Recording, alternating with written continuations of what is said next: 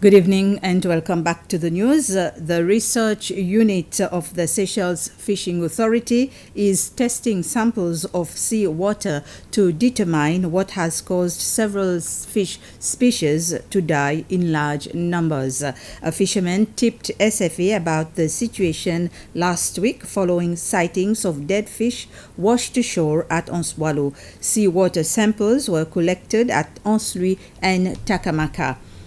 SFA has confirmed that the samples collected contained a low level of a harmful algal bloom. However, the species identified was the same that caused blooms in 2015 to 2019 and 2020. It further confirmed that there was a need to collect and test more water samples where dense blooms are occurring.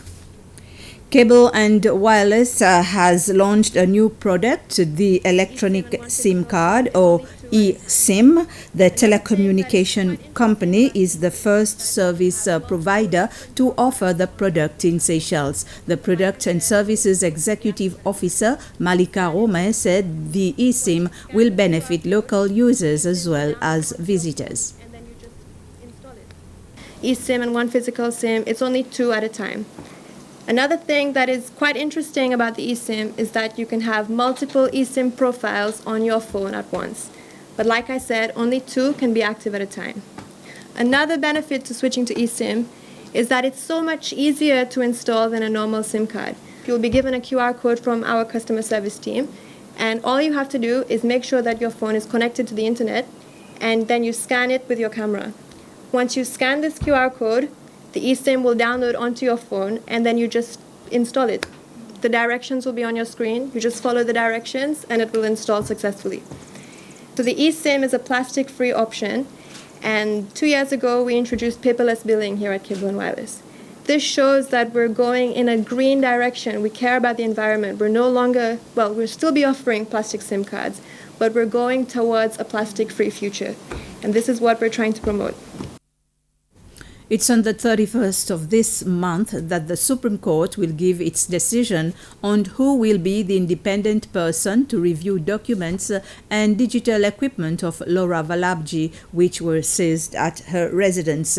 There were also 3 motions before the court this morning in the illegal firearms and prevention of terrorism and anti-corruption cases. Concerning Mrs. Valabji's legal privilege document, which a court ruling states that an independent investigator needs to be appointed to commence review of the digital devices, lawyer for the Republic and Mrs. Valabji discussed in court some of the candidates. Chief Justice Govindan will make a pronouncement in 2 weeks' time. Another motion that he will deliver ruling later concerns the couple's wine collection. A third motion relates to the legal status in Seychelles of some of the individuals who are part of the ACCS investigation team. The court dismissed the motion, asking it to do an investigation, and says there are other appropriate legal avenues available for the accused persons to pursue the investigation. In another issue, Mrs. Valabji alleged that she and her husband Mukesh are facing restrictions in obtaining funds from their accounts to pay legal representatives. The ACCS has refuted the allegation, but the court stated to the ACCS to ensure that the Valabji couple has access to funds for payment to the legal representatives. The Tourism Department has announced that the country has passed its target for tourist arrival for the whole of this year. This happened last week. The Principal Secretary for Tourism, Shirin Francis, said that this is a great achievement for the country. In January this year, the department set a target of 258,000 visitors that was at that time described as very ambitious. It's an important milestone for the country, not just as a tourism department, because at the time when we were estimating the figure, we were doing the forecasting, there were a lot of assumptions we had to make. And one of it was the fact that we were still in a pandemic period, and we knew the situation will improve, but how fast it will improve, we did not have this information at that time. And we surely did not know that came 24th February, there would be a war that would be affecting our principal market, number one market at that time, which was Russia. So it's an accomplishment for the whole country. Looking at the trend line and at the current rate we are performing right now and the momentum that has been set, we're looking at around 330,000 visitors by year end. Randolph Samson is the new Chief Executive Officer of the Financial Service Authority, FSA. The Office of the President announced his appointment today. Mr. Samson holds a Bachelor's degree of Arts and Economics with specialization in Business Studies and Economics from the University of Manchester. He has 15 years of working experience with the FSA, and prior to his appointment, he was the Director of Anti-Money Laundering and Countering the Financing of Terrorism section. Winners of the Sustainable Garden competition that was organized by the Ministry of Agriculture, Climate Change and Environment as part of a campaign for a cleaner and beautiful Seychelles were presented with the prizes in a ceremony recently. The competition also brought attention on sustainable practices such as integration of medicinal and endemic plants and waste management. There were 4 categories of garden: small, large, medium and balcony.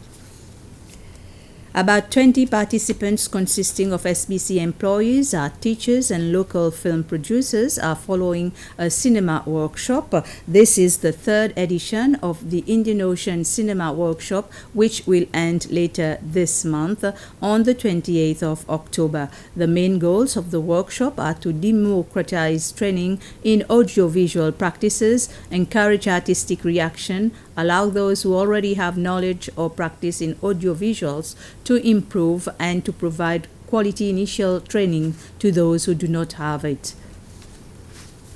Our main idea is to make a democratization of a training, because this kind of workshop is usually extremely expensive. If you have to pay for this in Europe, you pay some $1,000 for such a workshop. It is a gift to people of Seychelles in order to create, if possible, a cinematographic industry here.